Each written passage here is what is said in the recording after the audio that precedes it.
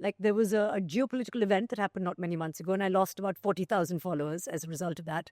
And I was very upset by that. We were hardly under the same roof growing up because there's a 9-year difference between us. So we never really stayed in the same house. As a result of that, our relationship was, of course, we were siblings, but I don't think that we could really sit and have a conversation about anything. The most challenging thing is to be in a long-term monogamous relationship. It's not easy. I think you understand that it is a choice that you are making and that person is making every day to stay in that relationship, and they don't have to. Hi, I'm Swati Chopra, and my guest today on Tell Me All is an actor, an author, and a podcaster. Well, that's just a part of the story because she has many other roles in her personal life and also finds time for herself. I don't know how she does it, but we are going to find out because today's episode is all about her. Thank you, Swati. Hi, Soha. Welcome to the Queen. Thank you so much. So tell me, how do you do it all?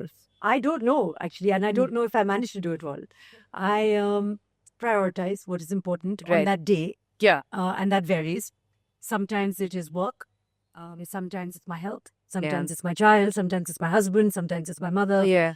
So there's all kinds of things. We get pulled in different directions, as I'm sure you know. But I want to start off with saying that it looks like versatility has always been a part of your life because you also grew up in a household where there was cinema, there was literature, there was cricket, and so much more happening, right? What was childhood like for you? Of course, when you're young, you have nothing to compare it to. So everything is normal for you. But I understand that there was a huge amount of privilege. We lived in a 3-acre house in Delhi, opposite Sena Bhavan. There were no electrical outages. There was no shortage of water. I went to the same school. I had good friends. I think I was relatively well adjusted. I was not hugely bullied. And very huge superstars as parents. Yes. But very normal. That usual sort of slightly absentee father in terms of he was present. Yes. But, he didn't really come to school that often. He wasn't really sure what the rules were for my sister and for me. And we exploited that. My mother really made the decisions. But he was very present. So actually, I want to correct myself and say he was not absent, but he just had a particular way of doing things, which was via my mother, I think. But very secure upbringing. I had a working parent in my mother. Actually, my father had retired, being a professional sports person. So there were times when she was missing. But that idea of a mother going to work, being the breadwinner, these are things that were taken for granted for me as a child. That's so amazing, right? Yeah. Like today, women sometimes have to fight for that. Yeah. And it's amazing that even back then, it felt so normal for you. Yeah. I didn't realize that it was not the normal. You spoke about growing up around superstar parents, right? Was there a time in your childhood when you realized the legacy or the fame that you were surrounded by? Was there this moment? I went to Oxford for my undergraduate degree. Yeah. And I went to the same college that my father went to, and that my grandfather went to, where they play cricket in the changing room. They have a board with, all the record holders. And my father's name was up there. And a lot of people that were not Indian, that were from all over the world, whether they were Australian and they were British, were aware of his achievements. And it was in England that he lost his eye and then went on to captain India and achieve everything that he achieved. So there are lots of people who are very familiar with his journey. And that's when I think I really understood him as a public figure. My mother, I think when I joined films, which was much later, and I was invited to go to Harvard to speak about Rang De Basanti and about South Asian cinema. And at that point, I'd not watched a lot of Hindi movies because my father didn't watch a lot of Hindi movies growing up. So we used to watch Guns and Navarone and, Oh, nice. Forty Tars and a lot of British films and shows, not a lot of Hindi movies. So I sat down and I think in the space of 2 months, I watched about 200 movies. Wow. Yeah. And a lot of them were my mother's. Right. And a lot of them were Satyajit Ray and her Bengali films and Mississippi Masala, which was a Hollywood film that she did. And then that's when I understood not only her achievements, but her versatility as an actor, her ability to work in English and Bengali and in Hindi. That I think I was hugely impressed by. And her work ethic. The fact that even today at the age of 80, she's had a movie release this year and last year. And still enjoys working and enjoys having an income. Like it really makes her happy to get a paycheck. Yeah. Independence, Yes. right? Yeah. I mean, I don't even know how much it is about the money. It's Yeah. just about being able to keep yourself busy I and think it's a do little what bit you of the money love. also. It's really nice to say, oh, I earned this. And she gets excited about it. And so do Yeah. I. And I think that is nice. And it is empowering. Yeah. To earn your own money. And of course, the decisions that you can make independently as a result of that. And from a young age, from the age of 17, I was working and I was studying and I was living outside of my parents' home. Yeah. And of course, there was a huge security blanket in knowing that they exist and that safety net is there. But they always encouraged us to make our own decisions, invested in our education, and then told us to live our own lives. So when you do think about your childhood, what is that one memory that kind of stands out to you about your childhood? That's just as fresh as it happened yesterday. There are so many. Yeah. I remember breaking my nose in school Okay. in a baseball accident. And I always wanted to be the center of attention in school. I was like, I want everyone to like gather around and be like, oh, it's about me. But I think I didn't imagine it to be like that. Yeah. And it was quite horrific. Facial injuries, nose injuries, you bleed a lot and it actually looks a lot worse than it is. So it looked actually quite horrific. And I was taken to hospital. And I think for about 2 minutes, I enjoyed being the center of attention. And then I looked at my face in the rearview mirror of the car and I was like, oh God. I just remember that being a dramatic moment. And I remember my father coming to hospital and my mother coming to hospital. And at that point, my father's concern was, is her eye okay? Because I'd been hit with a baseball bat in the face. Oh my and he knew God. that my nose was broken by accident. I want to specify by Yes. accident. And I remember him being really concerned. And he was so relieved that there was no permanent damage. So I remember that for some strange reason. I remember my grandmother, my father's mother, and just growing up with her and her ways of doing things. So just and growing up in a big house, a joint Family. it wasn't really a joint family, but cousins, uncles and aunts came and went Yeah. Yeah. often. It always felt like a full house. It was fun to have sleepovers and to bunk and Yeah. and then play. And there was no 24-hour television. There was no 24-hour children's entertainment. There were Yeah. no smartphones. There was no Instagram. There were none of those. So we would play outside. Yeah. Which is something that I don't think really exists anymore. I think those were better days, man. Yeah. In terms of this constant need to entertain a child and be Yeah. entertained. yes. Like my son often says, oh, I'm bored. I'm Yeah. like, be bored. Yeah, be Okay. bored. Also, our generation of parents seem to be a little more guilty, a little more obsessive, a little more controlling, a little more, regimented in the Yeah. ways that we parent. People weren't like that Yeah. then. I'm just thinking about all the things I do and you say regimented and controlled. They're Like, all me. I'm hugely regimented. I'm hugely controlling. Me too. It's like, Yeah. it's 8 o'clock, too Yeah. bad. 8 o'clock, too bad. He's Yeah. like, oh, 8 o'clock or something, I go crazy. Something happens to me, and Kunal is like, why is the whole house dark? Like, he comes out of the bathroom or the bedroom, and he's like, people need to find their way around the house, and she's in her room. And I'm like, shh, be quiet, be quiet. And then nobody rings the doorbell, and the Amazon guy knows to leave the package outside. Nobody comes to our house. Between 7 and 8:30, they're like, we're not going to Zoha's house. You spoke about your mom, you spoke about your dad.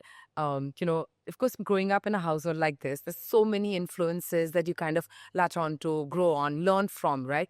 Who's that one person from your family you think has had the maximum influence on you growing up? It's hard to find one, but I think for me, my father was, and I think for any young child, they say, that male role model is very important and it shapes you in so many ways that you don't even realize. I think for me, because he was so silent and he was very much a non-teacher. He didn't believe in telling you what to do, but he lived his life in a very authentic way. And I think that I understood by watching him that these are the values that he subscribes to. And I really wanted to emulate that and to imbibe that and to be like him. For example, I have, for as long as I knew him, he passed away in 2011, he never raised his voice, ever. What? Yeah, he never really lost his temper.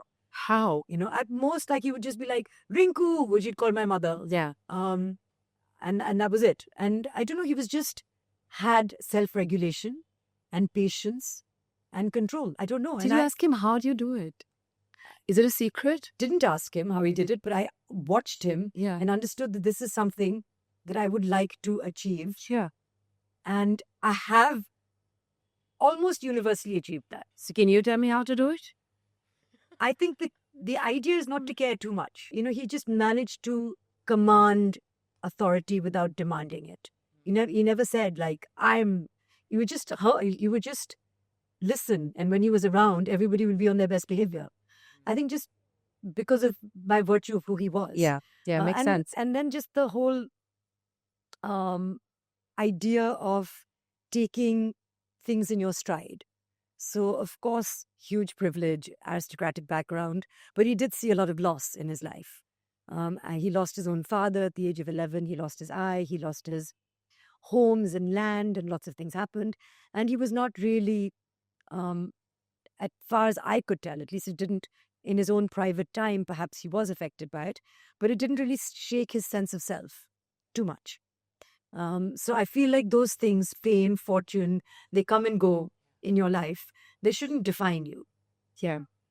It's very easy to attach ourselves to those things. Yes. Yeah. It is. And competition and ambition and the rat race and, followers and being popular, all of that is sort of part and parcel of the same thing. And fame and fortune under different names. It's important to have a stronger sense of self. And again, that validation, it's easy to say, shouldn't come from those external, slightly more whimsical sources. It needs to be something that's more dependable. Yeah. I have lots of questions on that. But before we move on to that, I really want to talk about you and Saif, growing up. What was it like? Were you guys like friends or the elder brother, younger sister kind of relationship? It was neither. We were hardly under the same roof growing up because there's a 9-year difference between us. And by the time I was born, he was pretty much on his way to boarding school in England. And then by the time he came back, I was, off doing this, that, and the other. And then he moved to Mumbai, and I was in England for university. So we never really stayed in the same house. As a result of that, our relationship was, of course, we were siblings. Yeah. But I don't think that we could really sit and have a conversation about anything. Now, it's completely different. Ever since moving to the city, and I did live with him for some time when I first moved here, and then quickly moved out and got my own place. But we connect on many levels. And sometimes we don't connect. He's a very different person to I am, but we have lots in common. Lots of things that perhaps we feel other people may not get. That's what siblings do, right? We have shared trauma, shared experiences, shared parents, all of that. And of course, when you're 5 and you're 14 and when you're 35 and you're whatever, 44, my maths is very bad, or now when you're like 46 and 55, then the age gap seems less and less. I think the one thing that I feel that maybe the two of you have in common whenever I've interviewed him and now that I'm talking to you is this absolute strong sense of self as opposed to external validation that you touched upon. I think that is kind of maybe common in the two of you. I also see him as someone who's also private, like you, and also very comfortable being alone. I don't know. I get the sense. Oh, he also is very comfortable being alone. All of us are. So is my mother, so is my sister, so is my father. So it must be a family thing. So I don't want to mislead you. I am vulnerable. Like there was a geopolitical event that happened not many months ago and I lost about 40,000 followers as a result of that. And I was very upset by that. And I was trying to think of, I think I was also a little under the weather and there were a lot of things that were happening. Yeah. And I was trying to pinpoint why am I anxious and why am I upset? Right. Because it could have been one of 5 things. But the minute my followers started going up, I felt better. And I was still under the weather and those other things had not changed. Yeah. So that's how these things affect us. And if they affects me and I've not even grown up around social media and I think that I am so self-assured, then imagine what it does to people who are more impressionable, especially young minds. And that really worries me. I do need external validation from time to time. And if those voices, especially the ones that surround you, because there are many voices and you can't listen to all of them and you must not listen to all of them. And some of them you should block. But the ones that are close to you, perhaps the one that teaches you, if those voices are kind and make you feel better and are supportive, then that really goes a long way. If those voices are negative, then you have to dig really deep to keep that sense of self, which is possible, but it just is harder. It is. But just take it with a pinch of salt. Really take Yeah. what works for you, not Absolutely. kind of base your self-worth completely No, on it. you But must that's what's always learn happening. to filter Yes. and, try and take the good Yeah. and, read the bad. I read everything, if Yeah. it's a comment. I don't want to be tone deaf. The idea is to engage. So I want to read.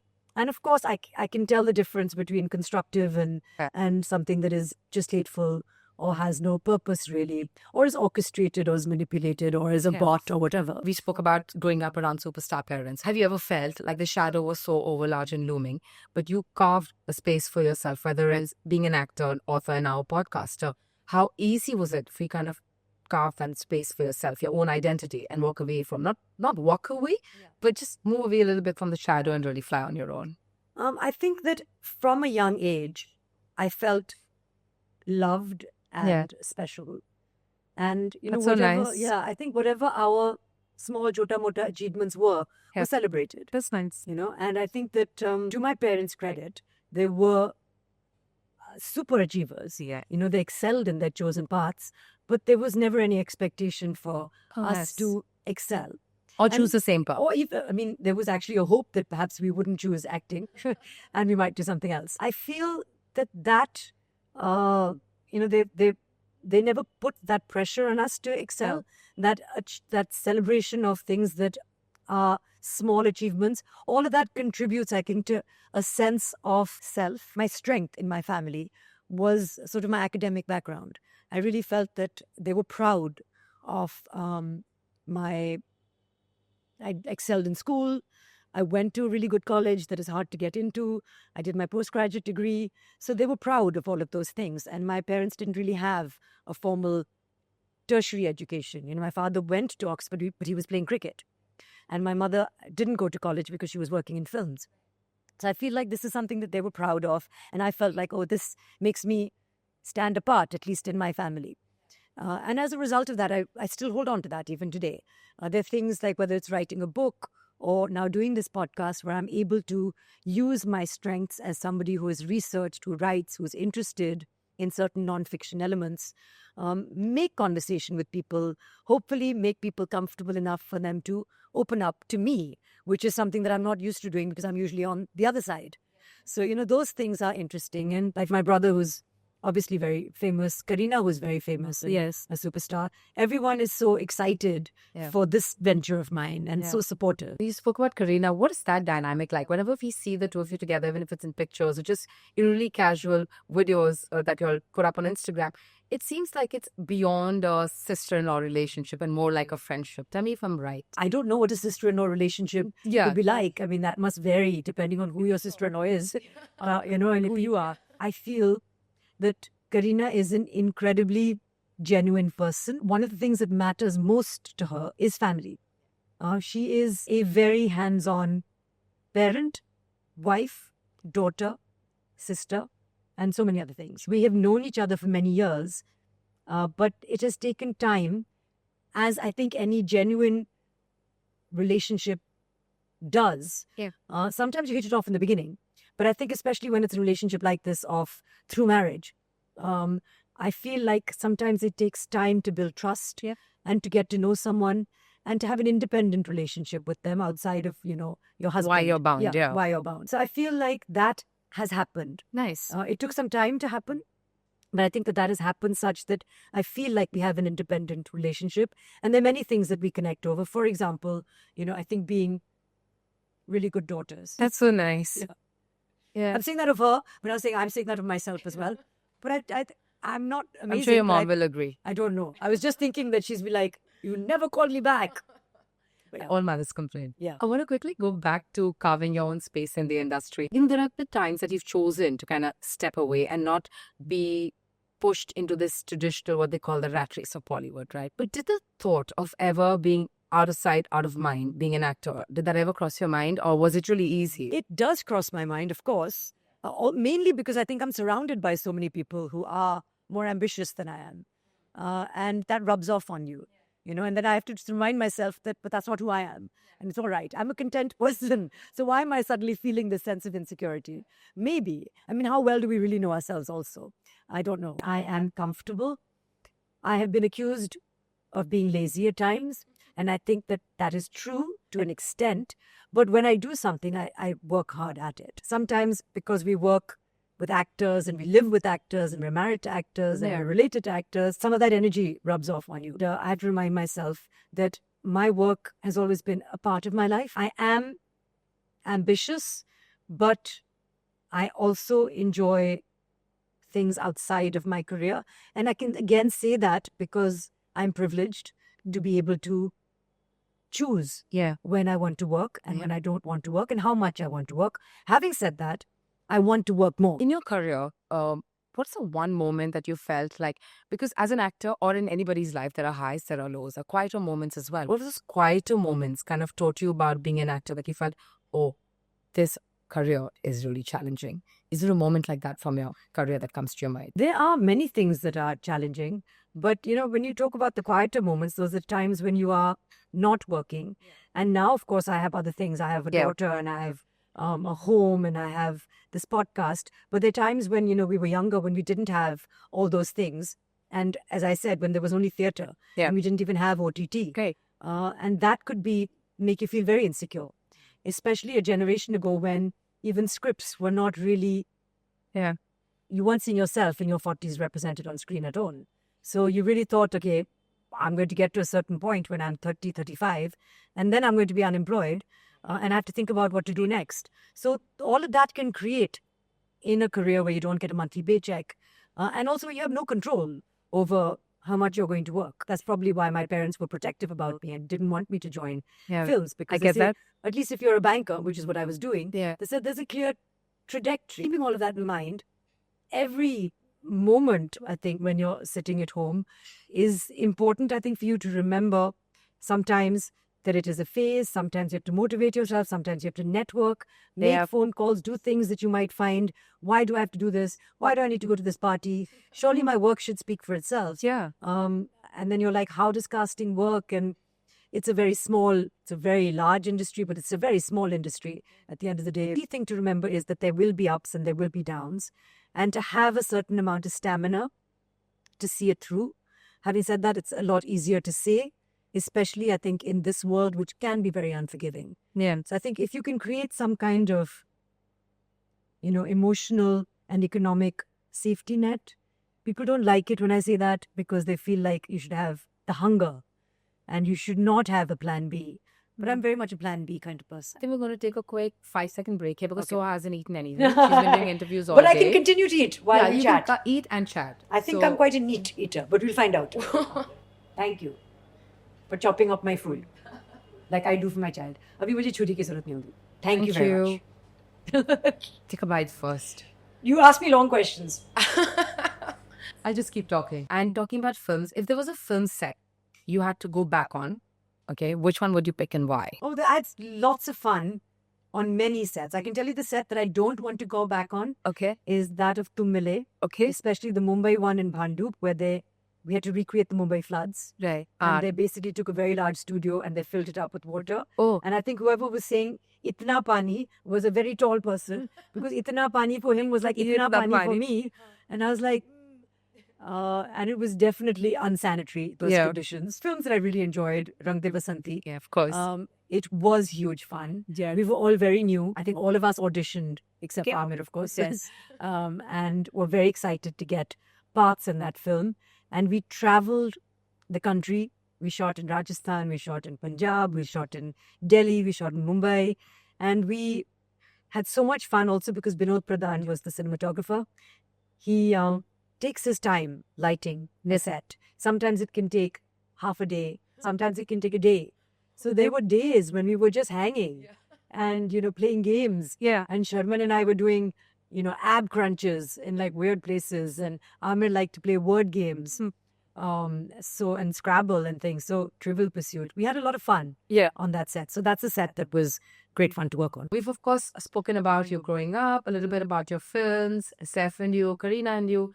Now let's come to one of the other most important relationships in your life. Kunal and you completed. yes. 10 years of marriage and 17 years of being together. I want to know how you'll do it. I don't know. It's the most challenging thing is to be in a long-term monogamous relationship. Yeah. It's not easy. As I might have referred to the fact earlier, is I'm quite lazy. not just with my work, but sometimes with my friendships and with my relationships. And that is not a good thing.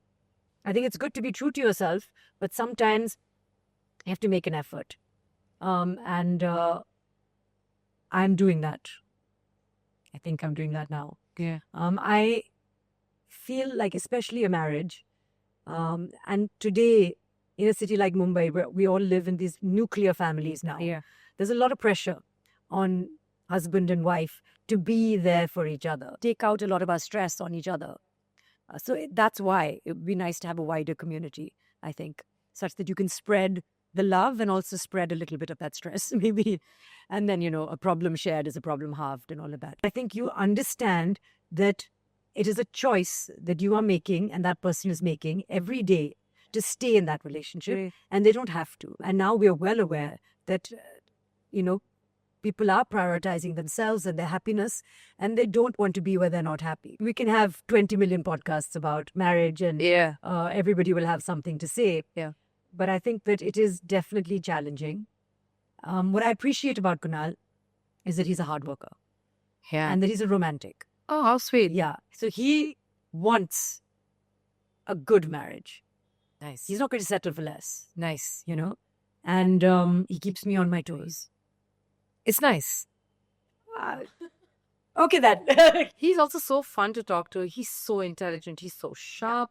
Like, every time I interview him, I walk away thinking, wow, that was such a great conversation. Yeah. It helps. It's really, I'm sure it's really, both of you complement each other in that sense, because that's exactly how I'm feeling right now. It's true. He is. And he's authentic and he's real and he's funny and all of those things. And he's cute, Yeah. which doesn't hurt. So I think for all those reasons, that's why I'm in it. And it's been Yeah. 10 years.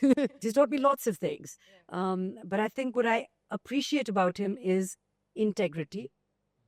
I used to be a little flaky. Doesn't seem like it at No, all. no, I used to be. I used to be a little like gray in certain areas, forgetting the truth in certain areas, making things up, being irresponsible in many ways. And I think that he has taught me the importance of a little bit of black and white, a little bit of saying something and meaning it, Yeah. and being responsible in certain ways. I know I'm being a little ambiguous in my answer. No, but I get it. Yeah, but I think he's just, without like being a teacher, I think he's just taught me the importance of being true to yourself. Somebody just telling you, it's like how we say for the kids, right? Yeah. It's not what you say, it's what you No, do. absolutely. So Yeah. I guess it's the same here. Yeah. Yeah. Yeah. In the house as parents, right? Who's the one who's like the disciplinarian, or are you two both kind of playing that role equally? You. Yeah. I was about to say, like, I mean, when it comes to bedtime, Yeah. there are only two things. And one I've let go. Nutrition also I've let go now a little bit because I don't know. She's at school eating three meals. I have a little bit of control over breakfast and sometimes over dinner. As you've appreciated, 8 o'clock, something Yeah. happens to me, and that still happens to me. Her creativity, he really, I think, sparks that, because I like reading books to her, but he will make up stories, and they will, tell each other stories, and they will play games. I don't know why it has to happen at 8 o'clock. It always happens at 8 o'clock. Bedtime is a Why time can't for it happen? everything else but sleep. Yeah, I know. But why can't it Yeah. happen in the morning? Or at 6 o'clock or whatever. Yeah. His contribution is immense and invaluable. He sounds like a great father. Yeah. Yeah. I know. I was like, am I building him up too much? No, I think he's a good father. He's a very good father. And you see that from Inaya. Because I'm there all the time doing the heavy work. But she includes him in every prayer, How every cute. wish, every story. How cute. And I'm like, but, don't I come first? Yeah. And she's like, no, you and Papa. That's nice. You spoke about Inaya. I would love to ask you, as a mother, do you feel sometimes motherhood kind of becomes this identifying identity for women, right? How do you as a person kind of balance your own individuality while you essay that role? Badly. For the first 3 years, though, I was lost. Yeah. I was only a mother. And I forgot my friends. I forgot my husband. I think most people have been there. Yeah.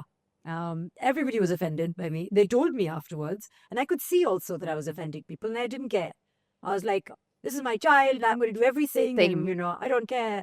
I know only I can feed her. And Yeah, only I can put her yeah. to bed. And so I'm sure that a lot of people do that. But I did lose my identity in that. I do think that, they say women are good at multitasking, but I like to do one thing and I kind of give it all my attention. And that's a personality thing that I've seen come to the fore in different things as well. Like, Like in the past with relationships as well, I would get lost yeah. in a relationship.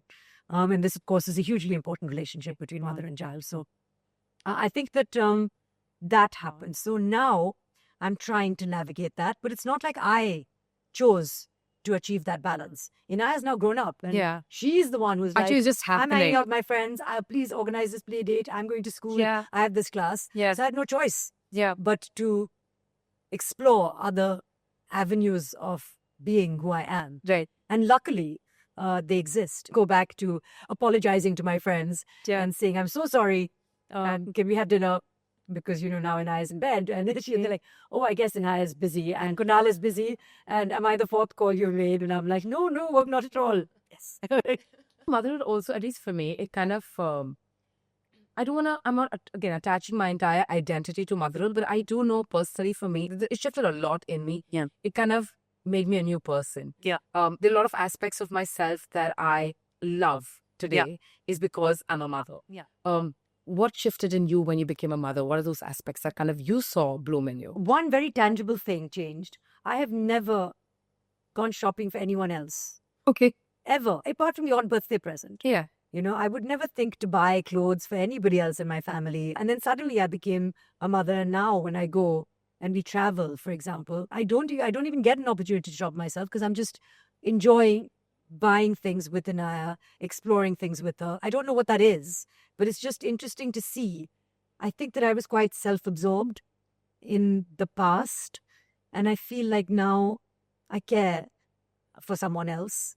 Not in a husband, wife, or a girlfriend, boyfriend sort of way, but in a sort of way where I genuinely put someone ahead of me. Yeah. And the anxiety, I was not an anxious person before I became a parent. I get that. Yeah. And now I'm always like, either she's woken up too early or she's sleeping in too late. Does that mean she has a fever? She's not woken up. It's like 7 o'clock. Is she unwell? Then I could ask, like, you're crazy. What is wrong with you? She's woken up too early. Is her stomach hurting? I go, I don't know. I don't know, like, what it is. Yeah. But I feel you. I am like that Yeah. too. You step 5 minutes up with like, Yeah. Mom, are you Yeah. okay? Are you okay? Stomach's hurting. Yeah. If he's gone to the loo like once, Yeah. what happened to you? And even I'll be like, just, just relax. It's okay. Yeah. Like, I'm okay. My son's constantly telling me, Mom, you have to learn to chill. Yeah. I don't know what that means. Yeah, but my mother worries about the three of us now. Yeah, And her son is 55. Yeah. I'm like, I think he'll be okay. She's like, no, I worry about Self. Yeah. It never ends. Yeah. That never ends. I want to move a little bit away and talk about the podcast, of course, What is it all about her that you think it kind of sets it apart from all the digital noise that we have around us today? The idea is, and what I've been told is slightly refreshing, It is. is the format Yeah. of having a phenomenal woman, I call them, because they're not always celebrities. Yep. Some of them are not familiar faces. Yeah. But they connect with the subject. Yeah. And it's a sort of thematic podcast. I love the subjects that you pick. Yeah, I love they're them. nice. And there are lots of them. Yeah, I love them. So the idea is to have somebody who has been through a journey connected with that subject. And then we have an expert. Because often our role models may not be able to give us credible advice. Yeah. And so I want somebody who has experience, I think that's great. who has a degree, Yeah. who has spent years on a subject to actually give us some key takeaways. So whether it's nutrition, Malaika is synonymous with, also because she enjoys food. Yeah. And she actually enjoys eating, but she eats clean and healthy. Yeah. And there's a lot of things that she does, whether it's intermittent fasting or it's water therapy. She has a restaurant. She has all kinds of things that are connected with food. So that therefore she was an organic choice for the phenomenal woman. And Rajita, as a leading nutritionist, gives us those takeaways. So I think that format, I wanted to make engaging content that is also informative. Your lineup, of course, has a lot of popular faces, like you said, celebrities, some not known maybe. But some of them are, of course, very closely already, like say Malaika, Kareena, or Sara. Is this something that they revealed to you on the podcast that you didn't already know? I don't actually. It's not like I know Malaika that well. We meet in social situations. Right. But, this was the longest conversation Oh, really? that we've had. There is a Sara, of course, I know. Yeah.